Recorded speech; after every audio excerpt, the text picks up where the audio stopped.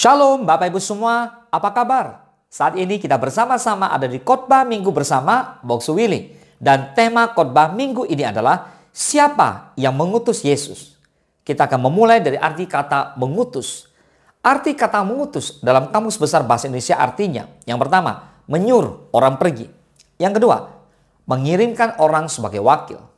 Nah, utusan sendiri itu artinya, yang pertama, orang yang disuruh atau ditugasi menyampaikan sesuatu atau menjadi penghubung, kurir atau suruhan.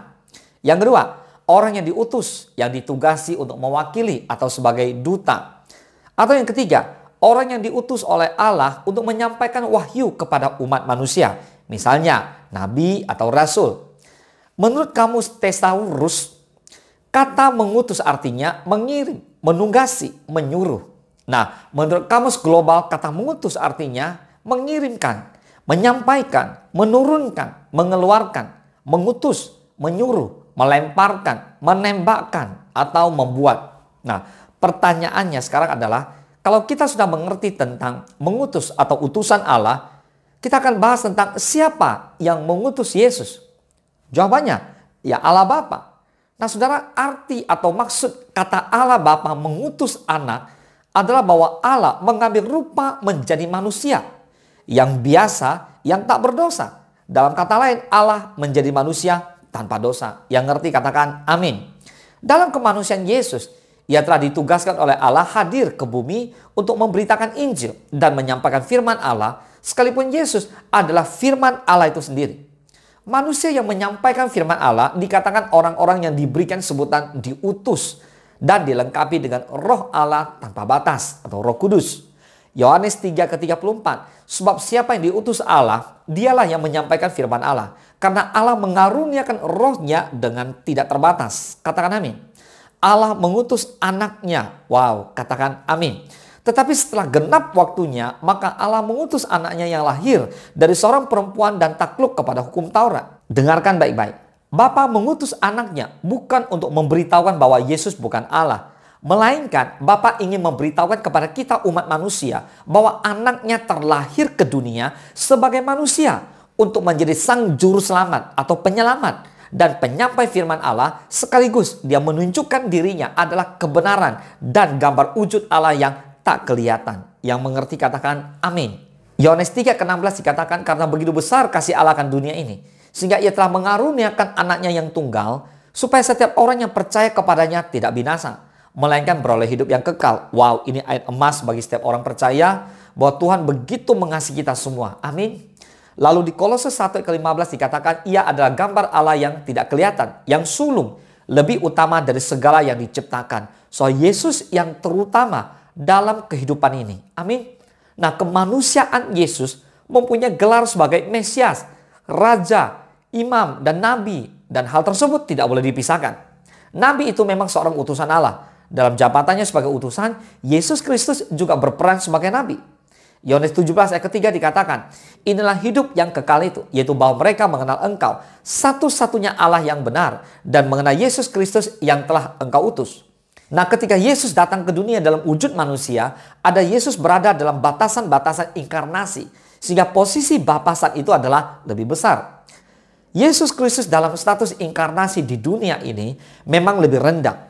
Ketika Yesus naik ke surga, maka Yesus yang adalah Allah itu sendiri kembali dalam pada eksistensinya yang hakiki, yaitu sebagai Allah. Ibrani 3 pertama. Sebab itu, hai saudara-saudara yang kudus, yang mendapatkan bagian dalam panggilan surgawi, pandanglah kepada rasul dan imam besar yang kita akui, yaitu Yesus. Nah, dalam Ibrani 3 pertama, Yesus disebut sebagai rasul. Kata rasul dalam bahasa Yunani disebut apostolos, artinya utusan Allah.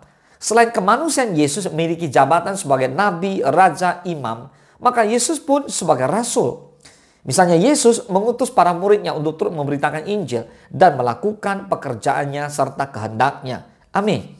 Demikian juga Bapa memakai kata mengutus mengarah kepada anaknya, kemanusiaan Yesus waktu itu, untuk memberitakan kerajaan Allah atau menyatakan kebenaran untuk melakukan kehendak Bapa dan menawarkan keselamatan melalui dirinya. Misalnya dalam Yohanes 4:34, makananku ialah melakukan kehendak Dia yang mengutus aku dan menyelesaikan pekerjaannya. Amin.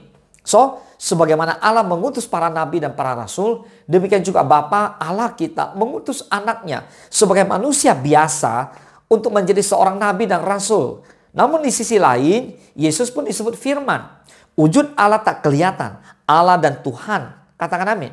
Nah, sekarang yang paling penting adalah bagaimana respon kita sebagai orang yang percaya kepada Yesus. Yohanes 20 ayat ke-21, maka kata Yesus sekali lagi, damai sejahtera bagi kamu. Sama seperti Bapa mengutus aku, demikian juga sekarang aku mengutus kamu. Sebagaimana Yesus berpesan kepada murid-muridnya ketika ia menampakkan diri setelah kebangkitannya. Pesan itu juga berlaku untuk semua orang percaya. Setiap kita yang percaya pada Yesus sebagai Tuhan dan Juru Selamat, yang telah diselamatkan dan mengalami lahir kembali atau lahir baru, ia adalah ciptaan baru. Yang lama sudah berlalu. Sesungguhnya yang baru sudah datang. Nah, memiliki sebuah tanggung jawab besar karena kita menyandang predikat sebagai utusan-utusan Kristus di tengah dunia ini. Amin. Saudara, menjadi utusan Kristus bukanlah hal yang sembarangan. Apalagi di zaman akhir seperti sekarang ini. Karena dimanapun berada dan kemanapun kita pergi, kita mempertaruhkan nama Kristus. Oleh karena itu, untuk menjadi utusan-utusan Tuhan, kita harus benar-benar memenuhi kriteria seperti yang Tuhan inginkan. Kita layak disebut sebagai utusannya jika kita memiliki kehidupan yang berkenan kepada Tuhan. Seperti penilaian Tuhan terhadap Daud. Aku telah mendapat Daud bin Isai, seorang yang berkenan di hatiku dan yang melakukan segala kehendakku. Kisah Rasul 13 ayat ke-22b. Dan seseorang dikatakan memiliki kehidupan yang berkenan kepada Tuhan apabila ia hidup dalam ketaatan. Ketaatan adalah syarat utama, saudara. Banyak orang berusaha untuk hidup taat dalam seluruh aspek kehidupannya. Namun mereka seringkali menuai kegagalan. Mengapa? Karena ketaatan itu bisa diibaratkan seperti sebuah pohon. Ada ranting, ada daun, ada batang, dan juga ada buah. Yang kesemuanya itu bersumber pada akar. Akar memiliki peranan yang sangat vital. Karena sebagai sumber yang membawa makanan ke seluruh bagian pohon. Begitu pula dengan ketaatan. Harus dimulai dari akarnya. Akhirnya kita harus memulai ketaatan itu dari hal-hal yang paling mendasar. Di mana hal ini akan menjadi akar bagi ketaatan-ketaatan lainnya. Jika kita taat dalam perkara yang paling mendasar ini, maka kita pasti akan memiliki ketaatan pada seluruh aspek kehidupan kita. Salah satu hal yang teramat penting adalah saat kita hidup dalam ketaatan, kita menjadikan Yesus Kristus Raja atas hidup kita. Kita mempersilahkan Dia untuk berdaulat dan memerintah penuh di dalam segala aspek kehidupan kita. Tuhan Yesus sendiri tidak hanya mengutus kita, Ia juga telah memberikan teladan hidup dalam hal ketaatan. Lihat Yohanes 4 ayat ke-34, kata Yesus pada mereka, makananku ialah melakukan kehendak Dia yang mengutus aku dan menyelesaikan pekerjaannya. Melakukan kehendak Bapa adalah makanannya Yesus. Katakan amin. Kita juga harus meneladani Yesus. Maka kita harus taat kepada apa yang menjadi perintah dan kehendak Bapa di surga. Di Lukas 17 ayat ke-10 dikatakan, demikian jugalah kamu apabila kamu telah melakukan segala sesuatu yang ditugaskan kepadamu, hendaklah kamu berkata, kami adalah hamba-hamba yang tidak berguna. Kami hanya melakukan apa yang kami harus lakukan. Nah, sebagai seorang utusan, kita harus tunduk dan taat kepada orang yang mengutus kita. Amin. Seperti yang tunduk sepenuhnya kepada tuannya. Ketaatan dimaksud adalah ketaatan yang benar-benar murni, tanpa disertai motivasi atau tendensi tertentu. Dan apabila kita sudah melakukan segala sesuatu yang ditugaskan Tuhan, jangan pernah merasa bahwa kita ini sudah berjasa kepada Tuhan. Jangan pernah berkata seperti itu. Sebaliknya, kita harus bisa berkata, kami adalah hamba-hamba yang tidak berguna. Kami hanya melakukan apa yang kami harus lakukan. Karena Tuhan Yesus yang perintahkan. Katakan amin. Filipi 2 ayat ke-8 dikatakan, dan dalam keadaan sebagai manusia, Ia telah merendahkan dirinya dan taat sampai mati. Bahkan sampai mati di kayu salib. Jika kita tidak taat, bagaimana kita bisa membawa kabar baik kepada orang lain? Itu tidak mungkin. Ayo, mari kita hidup taat. Bagi yang mau katakan amin. Ayo Bapak Ibu sama-sama katakan amin. Ayo kita hidup taat kepada Tuhan. Nah saudara, soal ketaatan, mari kita serahkan semua kepada Tuhan. Izinkan Tuhan yang memimpin hidupmu. Maka hari ini saya akan menuntun kita bersama untuk masuk dalam doa. Jika kita percaya bahwa Yesus diutus oleh Bapa di surga, maka hari ini Yesus juga akan mengutus saudara dan saya untuk menjadi utusannya Tuhan. Untuk pergi, jadikan semua bangsa murid. Yang mau taat, yang mau lakukan, katakan amin. Mari kita bersatu dalam doa. Bapa di dalam surga, terima kasih. Kami percaya Tuhan Yesus, Engkau telah lahir ke muka bumi. Sama seperti kami sebagai manusia. Engkau merendahkan dirimu untuk turun untuk menyelamatkan kami. Bapa, terima kasih. Kami bersyukur Engkau rela untuk mengorbankan segalanya demi kami. Manusia-manusia yang berdosa. Pada hari ini kami berdoa dalam nama Yesus. Biar keselamatan yang daripada Tuhan dinyatakan.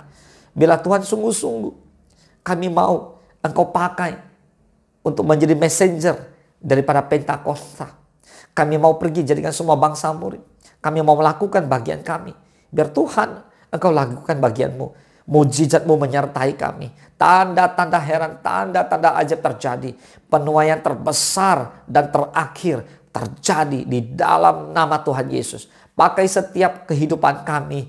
Baik sebagai ibu rumah tangga, kami memenangkan jiwa. Sebagai bapak yang kerja di perusahaan, memenangkan jiwa. Sebagai anak-anak dalam keluarga, memenangkan jiwa. Terima kasih Tuhan, kami mengucap syukur dan kami percaya Tuhan, Engkau selalu bersama dengan kami sampai akhir zaman, bahkan sampai selama-lamanya. Mari saudara, Bapak Ibu semua yang diberkati oleh firman Tuhan pada hari ini, bersama-sama kita katakan amin. Selamat hari Minggu, Tuhan Yesus memberkati.